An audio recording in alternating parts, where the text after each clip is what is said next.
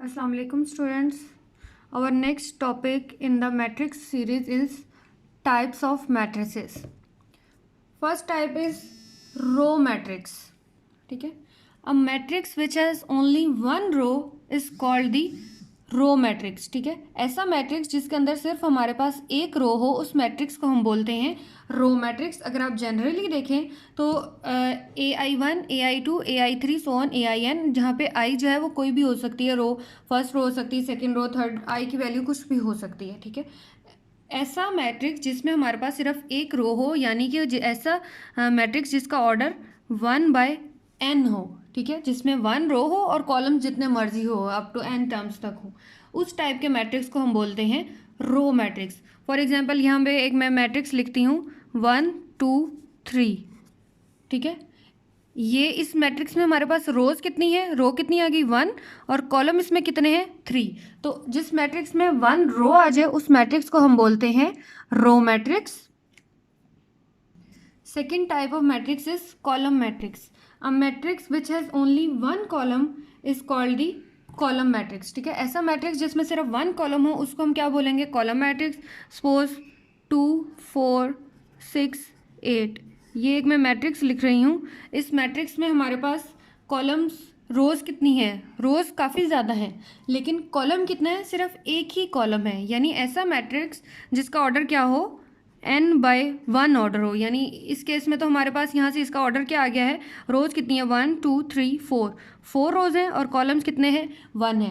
तो ऐसा मैट्रिक्स जिसका ऑर्डर n/1 हो, यानी उसमें रोज़ जितनी मर्जी हो लेकिन कॉलम सिर्फ एक ही हो, उस टाइप के मैट्रिक्स को हम बोलते हैं column matrix. Third type is rectangular matrix. The matrix in which number of rows not equal to the number of columns. Rectangle की शेप से ही आपको पता चल जाए, मीन्स कि उसकी जो रेक्टेंगल में क्या होता है, लेंथ और विड्थ जो है वो दोनों की इक्वल नहीं होती. ठीक है. तो ऐसा मैट्रिक्स जिसमें रोज जो हैं उनकी तादाद डिफरेंट हो from the number of columns, इस टाइप के मैट्रिक्स को हम क्या कहते हैं, रेक्टेंगुलर मैट्रिक्स. यानी इसमें अगर m जो है वो नंबर ऑफ रोज को शो कर रहा है और n जो है वो नंबर ऑफ कॉलम्स को शो कर रहा है, then m should not equal to the n. यानी number of rows are not equal to the number of columns. For example अगर मैं यहाँ पे एक मैट्रिक्स लिखूँ 2 3 1 और -1 0 4, ये एक मैंने मैट्रिक्स लिखा है. अब इसमें इसका ऑर्डर कितना है, that is 2/3, 2 rows and 3 columns. But 2 is not equal to 3, तो m is not equal to 3. तो ऐसे टाइप के मैट्रिक्स को हम क्या बोलते हैं, रेक्टेंगुलर मैट्रिक्स बोलते हैं. फॉर एग्जाम्पल यहाँ पे एक और मैं एग्जाम्पल लिखती हूँ, एक मैट्रिक्स लिख रही हूँ 2 -3 0 1 2 4 3 -1 5 0 1 2. ये एक मैंने मैट्रिक्स लिखा है. क्या ये रेक्टेंगुलर मैट्रिक्स है, यानी कि इसमें नंबर ऑफ रोज क्या इक्वल आ रहे हैं नंबर ऑफ कॉलम्स के. नंबर ऑफ रोज इसकी कितनी है 1 2 3 4 रोज आ गई इसकी, और कॉलम्स कितने हैं 1 2 3. कॉलम्स कितने आ गए 3 आ गए, यानी number of rows is not equal to number of columns. तो ये वाला मैट्रिक्स भी क्या होगा हमारे पास, रेक्टेंगुलर मैट्रिक्स कहलाएगा. Fourth type is square matrix. The matrix which has the same number of rows and columns. ऐसा मैट्रिक्स जिसमें number of rows and columns की तादाद जो है वो सेम हो यानी इक्वल हो, उस मैट्रिक्स को हम बोलते हैं स्क्वायर मैट्रिक्स. मीन्स इसमें क्या होगा, m इक्वल होगा n के. ठीक है. नंबर ऑफ रोज और नंबर ऑफ कॉलम्स हैं वो सेम होंगे. फॉर एग्जांपल यहाँ पे मैं एक मैट्रिक्स लेती हूँ 2 3 एंड 1 4. ये एक मैंने मैट्रिक्स लिया है. इसमें रोज कितनी हैं 2 हैं और कॉलम्स कितने हैं वो भी 2 हैं, यानी रोज इक्वल हो गई कॉलम्स के. तो इस मैट्रिक्स को क्या बोलेंगे, स्क्वायर मैट्रिक्स. इसी तरह एक मैं यहाँ पे मैट्रिक्स लिखती हूँ जिसकी एंट्री क्या है 0, यानी इसमें रो कितनी है वो भी 1 है और कॉलम कितना है वो भी 1 है.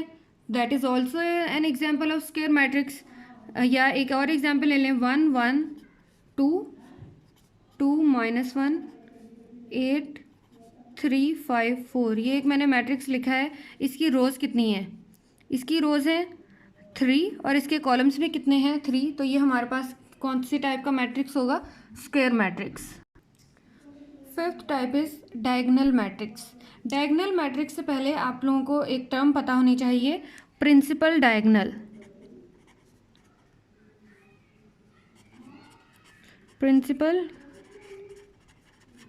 प्रिंसिपल डायगोनल क्या होता है कि जो हमारे पास मैट्रिक्स है उसमें इस टाइप की जो टर्म्स होती हैं, A I J for I equal to J, इस टाइप की टर्म्स जो होती हैं वो हमारे पास मैट्रिक्स की क्या होती हैं, प्रिंसिपल डायगोनल फॉर्म्स होती हैं। जस्ट लाइक ये जो मैंने यहाँ पे मैट्रिक्स लिखा हुआ है, जनरल मैट्रिक्स जो आपको बताया था, इसमें ए आई जे फॉर आई यानी आई और जे की वैल्यू जो है वो सेम होनी चाहिए। वो कौन सी टर्म्स होती हैं, ये वाली, आई की वैल्यू 1 है तो जे की वैल्यू भी 1 है, आई की वैल्यू 2 है तो जे की वैल्यू भी 2 है, इसी तरह आई की वैल्यू 3 थी तो जे की वैल्यू भी 3 होनी चाहिए, up to so on.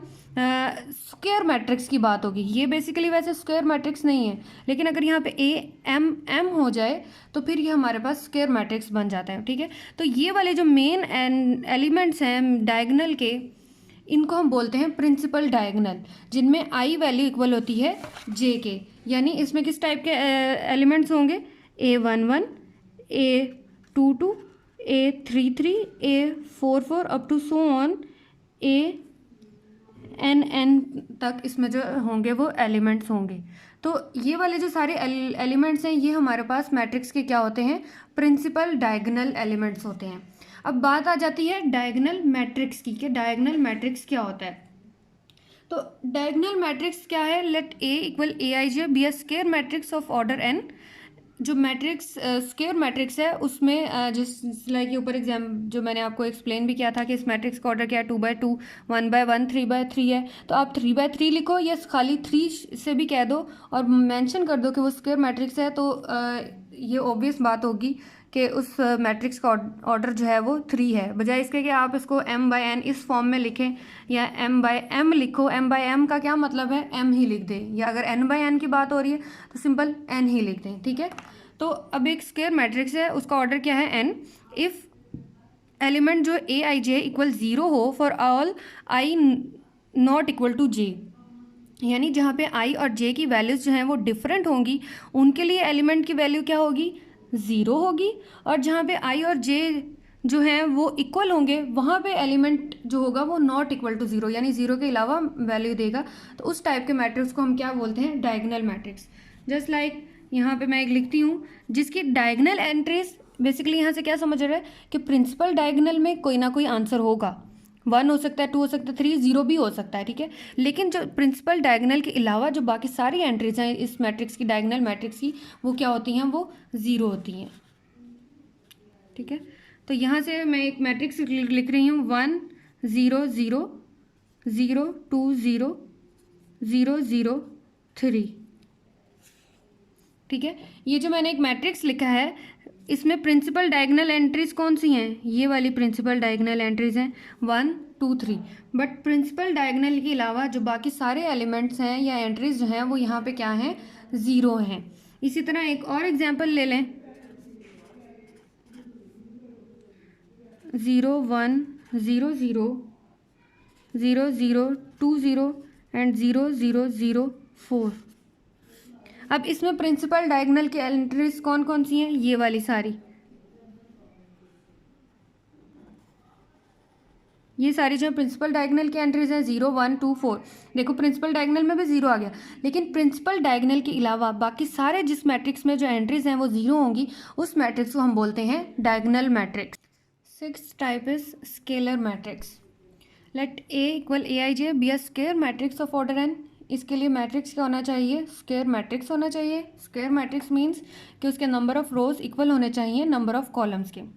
And if A I J equal to 0, same वही डायगोनल मैट्रिक्स वाली केस है कि प्रिंसिपल डायगोनल में हमारे पास जो एंट्रीज हैं वो किसी ना किसी स्केलर में मौजूद हो, और जो प्रिंसिपल डायगोनल के अलावा जो बाकी सारी एंट्रीज हैं वो 0 हो, तो उस टाइप के मैट्रिक्स को हम बोलते हैं scalar matrix.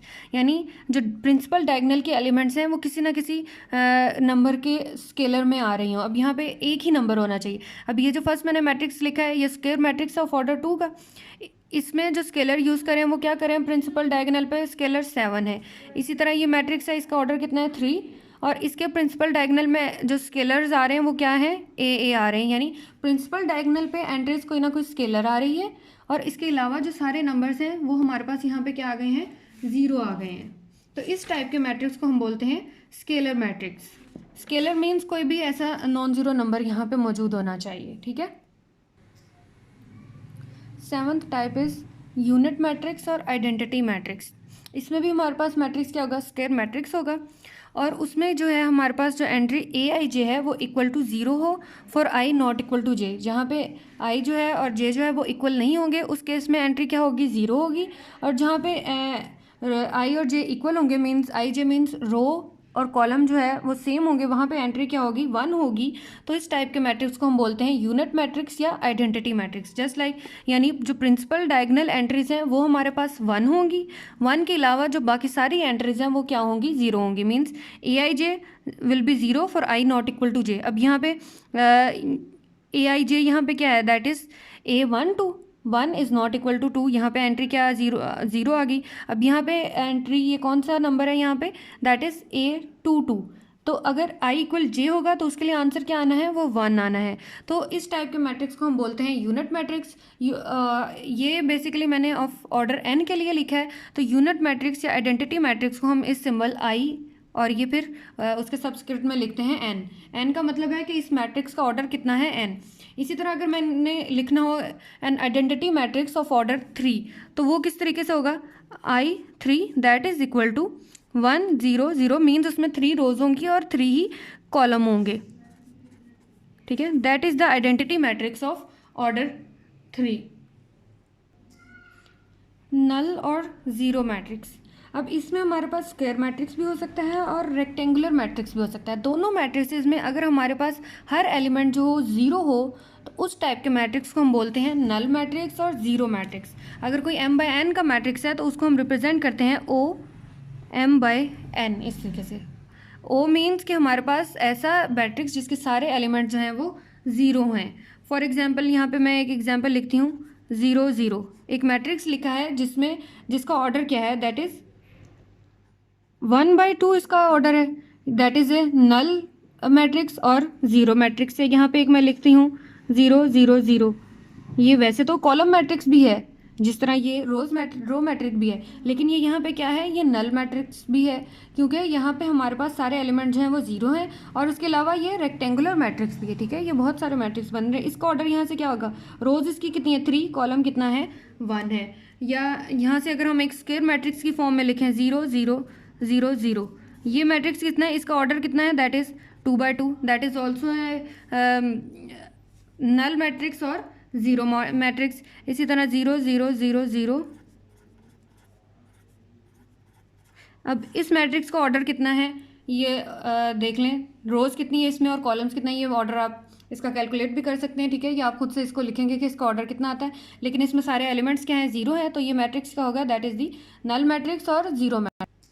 9th type is equal matrix. Equal matrix के लिए हमारे पास 2 मैट्रिक्स का मौजूद होना ज़रूरी है, फिर ही हम उनकी जो है वो इक्वालिटी को डिफाइन कर सकते हैं, ठीक है। तो 2 मैट्रिसेस ऑफ सेम ऑर्डर, यानी वो जो दोनों मैट्रिसेस हैं उनका ऑर्डर भी क्या होना चाहिए, सेम होना चाहिए। 2 matrices of same order are said to be equal if their corresponding entries are equal, ठीक है। अगर दोनों मैट्रिसेस की जो एंट्रीज हैं वो भी इक्वल होंगी तब जो मैट्रिक्स है वो हमारे पास क्या कहलाएगा, that is the equal matrix. Suppose मैं यहाँ पे एक मैट्रिक्स लिखती हूँ A, दैट इज़ 2 4 1 3। इसका ऑर्डर कितना है, ये स्क्वायर मैट्रिक्स है ऑफ ऑर्डर 2, ठीक है। इसी तरह मैं यहाँ एक मैट्रिक्स लिखती हूँ B, उसके भी एलिमेंट्स ही हैं 2 4 1 3, यानी दोनों के एलिमेंट्स जो हैं वो सेम हो गए। So in this case this implies that matrix A is equal to the matrix B, यानी अगर दोनों मैट्रिसेस की जो एंट्रीज हैं वो सेम होंगी तो वो मैट्रिक्स हमारे पास क्या कहलाता है, that matrix is called the equal matrix, ठीक है। ये तो हमने हमारे पास कुछ बेसिक टाइप्स थी मैट्रिसेस की, 9 टाइप्स जो हैं ये हमने डिस्कस किए हैं। होपफुली आप लोगों को क्लियर हो गया होगा, ठीक है। ज़्यादा मुश्किल नहीं है, सिर्फ समझने की बात है कि डेफिनेशन को आप गौर से देखें कि डेफिनेशन कह क्या रही है, ठीक है, उसके जो है रिलेटेड एग्जाम्पल देखें, फिर वो एग्जाम्पल में क्या चीज़ बताई गई है उसके से डेफिनेशन समझें और उससे रिलेटेड जो है एग्जाम्पल सॉल्व करने की ट्राई करें। Thank you.